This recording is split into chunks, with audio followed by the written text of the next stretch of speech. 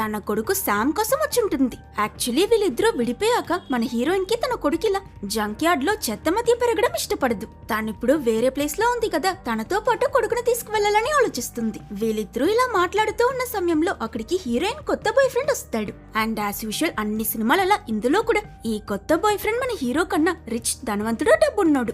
బుల్లి శామ్ కి పెద్ద బొమ్మ ఇచ్చి క్లోజ్ అవ్వడానికి ట్రై చేయడం చూసి మన హీరోకి పిచ్చ కోపం వస్తుంది. అండ్ ఎగ్జాక్ట్ గా ఈ టైంలోనే హీరోయిన్, నేను శామ్ ని నీతో పాటు ఇక్కడ ఉంచాలనుకోవట్లేదు, వాడి మంచి కోసం నాతో పాటు వేరే ఊరికి తీసుకువెళ్లిపోతున్నానని చెప్తుంది. అది విని తన కొడుకు దూరం అయిపోతాడని మన హీరో భయపడుతున్న ఈ సమయంలో ఆ కొత్త బాయ్ ఫ్రెండ్ ఊరుకుంటాడా? లేదు, అవునవును, శామ్ ని మాతో పాటు తీసుకువెళ్లిపోతాం, అక్కడైతే పెద్ద సిటీ, మంచి మంచి స్కూల్లో బాగా చదివించి నాలాంటి గొప్పవాడిని చేస్తా, నీతో ఉంటే రేపు వీడు కూడా నీలానే చెత్తేరుకోవాల్సి వస్తుందని వెటకారంగా మాట్లాడటంతో హీరో హీచే టెన్షన్ అయి మొత్తం కోపం తీర్చుకునేలా వాడిని చితగ్గొట్టడం మొదలు పెడతాడు. వీళ్ళిద్దరి